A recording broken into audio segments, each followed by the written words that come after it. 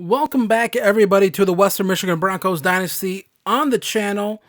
This episode taking on the 3-6 Ohio Bobcats, coming off a big win versus Akron last episode. If you missed that, go watch that video.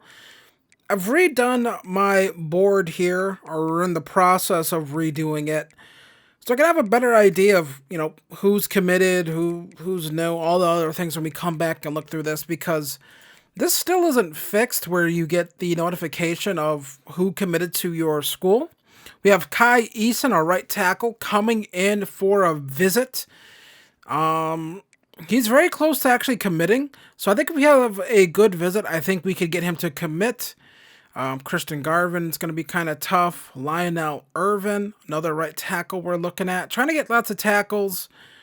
Trying to get some defensive tackles here.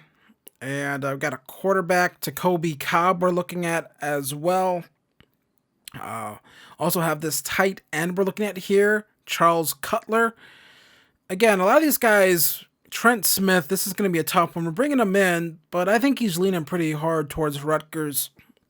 I think it'll be tough to get him. But we have this running back here, Hayden McGuire, looking pretty good for us. 4-star gem. And currently have Send the House on. And we are going to change that up to a hard sell. Now, I want to say this. This is before the most recent update that changed some things with recruiting. So all the rest of Season 2 is with the pre-update they've done to recruiting. So just remember that. So McGuire coming in for a visit, and we're going to begin hard selling. And then we're ranked number 23 in the nation, top of the MAC. And, we are closing in on the end of this regular season. We have this game versus the Bobcats, and then we have Toledo next week. And, that'll be our regular season. Currently, we're looking pretty good here to make the college football playoff. Would take on Georgia. We would be the one group of 5 team. So, we're not in a power conference yet. I don't know if we ever will be. I mean, I'm sure we will be. Jamal Haley leading the Heisman race so far. And gonna try to keep up getting his numbers as we move through here. You see here Charles Simmons, a wide receiver for Colorado, making a run at things. But I think we're looking pretty good here for this Heisman for Jamal Haley. And here we are taking on Ohio. And we probably, speaking of conference, this is the way I do these videos now. I kind of talk about the game, but I talk about other things. But speaking of conferences, I've been thinking about that in the future. I'm not sure what conference we might join when we eventually outgrow the MAC. I'm not sure when that is, but early on here, though, 1st and 10. Let's talk about the game. We get this one out here to Jalen Buckley. Almost was able to break that one for a big touchdown play, but then we come back here, 3rd and 10 after 2 incompletions. We're going to throw this screen here, and we just did not get the blocking we needed on that one. They kind of sniffed that one out. So here comes the Bobcats. A broken tackle right there, because, of course, we're going to have broken tackles. It's kind of something that happens with us right now still. High snap here. Can't get pressure on this amazing Ohio offensive line. Just can't get any pressure. Rad. 2nd and 8 now. Quarterback going to throw this one right here underneath. We rally to the ball here. 3rd and 3 coming up now. And going to pinch this defensive line here. Going to be a read option. He chose wrong. So now we come back here. 2nd and 7. Umadu looking down the field. Going to throw this one to a little drag route to Mortimer. Picks up the 1st down. So not as explosive as we normally are in this one. We are going to run a screenplay again. I really wish that lineman would get up there and block the initial guy. I never understand why they just don't, just get up there and block. I don't get this with these games. It's really frustrating. So now 1st and 10. Down in the pocket, and this is just a poorly thrown ball to a linebacker. Is what it is. Probably shouldn't have thrown that. And I'm really sorry right now. I'm trying to get something out of the back of my throat. It's on. Yeah, piece of pepper. I was eating earlier, but we do get a fumble. Is this exciting? I'm sorry. We get a fumble, people, and get a turnover. I've been complaining that we just don't get enough fumbles. I feel like, you know what I mean, we fumble the ball a decent bit at times, but it's like CPU never fumbles, it feels like. So we finally get a fumble. We get some turnovers to go our way finally, and we get a chance here to kind of, you know, clean up that interception that we just had. Throw this football. Of course, the linebacker makes a crazy play. It's an EA football game. They're always going to make crazy plays, you know. That's just what linebackers do. Our linebackers never really do that unless I'm usering them. That's when they make those plays. But here we come. Here was Bosma. I was calling him Bosama for so long, but I'm sure it's Bosma. I'm going to say it's Bosma. So we come back here. Still scoreless here in the second quarter. But either we come back to Bosma again. I'm going to say Bosma. And we pick up 9 on that one. So come back 2nd and 1. Looking, maybe had circle, but you never know. That linebacker might jump 15 feet in the air and pick that thing off. So we're just going to take the running touchdown with Umadu. I thought I would have a lot more running touchdowns with him. You know, I just feel like scrambling in general just like is not reliable in these EA games. You know, like next year, scrambling will be great. And then, like, guys who play online will complain, and then they'll get patched.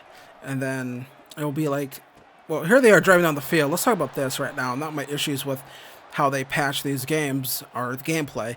2nd and 13, we just break right through right there. I believe that's Kaba coming in, blowing that one up. 3rd and 14 coming up now for Ohio. Looking, slinging, knocking that one down. Would have preferred an interception there. But I'll take just knocking it down, personally. I feel like at times our DBs are rarely in position to ever do that. So I'll take it. So we come back here, second quarter, a little play action, navigating the pocket here.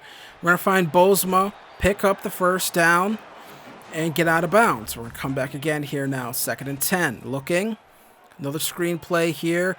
Blockers kind of do their jobs in 3rd and inches. Can the lineman not just push them forward? Like, what are you being a, you know, just, you know, can linemen, like, play physical? Can I just say that? Can guys who play in the trenches please play physical in these games? They play like such cowards. I don't get that. So you find A.O. Manor, who apparently is having a great season IRL, and, you know, potentially going to be a top pick in this upcoming draft in real life. But we got him for this season. And so, underthrown football. Could not put that one out in front of him. Hayden Wolf could have put that one out in front. But Umadu just doesn't have the arm to do that. Unless they, like, patched, like, pass leading. I don't know. Potentially they did that. So we throw this one out of a sack. Mortimer comes up with it. Gets some nice downfield blocks. And we get this ball to the 40. So, you know, 10-3, it's a lead, but, you know, I don't want to be sitting here sweating it out versus Ohio, 3-6 Ohio. I don't want to be doing that. So we get the ball to A.O. Manor again, and we continue this drive. Not a lot of Jamal Haley in this game. Their run defense was pretty good. So we come back to A.O. Manor right here on the comeback route. You used to be able to route stem those. You can't because guys who play online complain about it, but it's like, hey, asshole, I don't play online, so why are you limiting what I can do in the game? Because some guy who is into thousands of dollars in credit card debt on cut coins lost the game because of route stemming. Like, seriously. But that's our defense today, actually defending the run pretty decently. We've made some changes along the D-line here. To get some guys here with some better block shedding. That's still an issue for us, but little RPO here gets this one out to Mortimer and gonna get shoved down right there. Can't pick up any more than that. Here's a handoff. This might be the first handoff I've shown today. It's just been one of those days for Jamal Haley. It's kind of come a little bit tough against this Ohio team. Not the time to be having a tough game. There's another crazy play by a linebacker. I always get annoyed with that stuff with linebackers because it's like, what are we doing? So we get here to Haley, and this right here, just a great play from Jamal Haley. Picking up the first down. Blockers didn't give him the best blocking right there, so able to pick it up. And then we just take this one here to Bozma again. He's on fire. We've been going to him a lot in this game, and just kind of had to. Honestly, he was open, had to go to him. We find A.O. Manor again, able to pick up the first down, and just using that speed to his advantage here in the MAC. And it's probably the reason why I'm not ready to leave the MAC. I had circle open, but I was kind of worried about these. Again, these linebackers have been making plays all day, so it's kind of like I see someone open in the middle of the field. I'm like, I don't know. I was expecting circle to keep going to the sideline there. He didn't. At this point, I'm like frustrated. Like I'm crashing out. And because we're sitting here, we're struggling with Ohio. And we go for it on 4th and like 17. I know it was 4th and goal, but it was from our own. It was from the 17. So they throw this ball here, and this is the drive of the game where it's the CPU is going to score, right? If you play these games, you can just feel it after the first play. Was like, yep, this is the CPU's going to do right down the field and score points because it's their time to score points. It's their touchdown drive. It's time for them to score a touchdown, and there's really no play call you can make because it's almost like robotic. You know, they're just going to hit it and score the touchdown here. So we get him right here, and, you know, we get him to 2nd and 1, still going hurry up. I should have just called a timeout to screw with him, honestly, but it's like, whatever. You know, so they're going to drive here, 2nd and 1, throw this one, get out of bounds, 1st and goal at the 3. I mean, this is still a game, honestly. So I'm not sure why I'm complaining, but it's just like you can just like tell us like that drive with the game. When you play these games, you just know it's like, oh, they're scoring this drive. And when I was playing, it's like they're scoring this drive. It's not much I'm gonna do here to stop it. And they get a score that drive. They just drive right down the field, score a touchdown. So 3rd and 9 here. Could almost turn this ball over to him, but we're able to throw over that defender. And we are able to pick up the first down. Calls me to use a timeout. We come back again, 1st and 10. Pick up another first down. And that's going to ice the game for us right there. And take a knee. And we are going to pick up the win. And we are 1 win away from going undefeated in the regular season in the MAC. And if you've made it to this point in the video, leave a horse emoji in the comments section for engagement. So 23 of 36 for Umadu, 301 yards, 1 touchdown, 1 interception, had a rushing touchdown. Jamal Haley, 12 carries, 57 yards. A lot of that average is mostly boasted by like that one run that I did show. We weren't running on that defensive line today for some reason. Just wasn't happening. You know, we were able to demolish Akron, but Ohio has a better defensive line. So they have a decent offensive line too because we didn't get a single sack as well. No pressure, no interceptions, nothing. So the rematch of last year's MAC championship, Western Michigan versus Toledo. We're ranked number 18 in the nation, 9-2 on the season. Let's take a look at recruiting.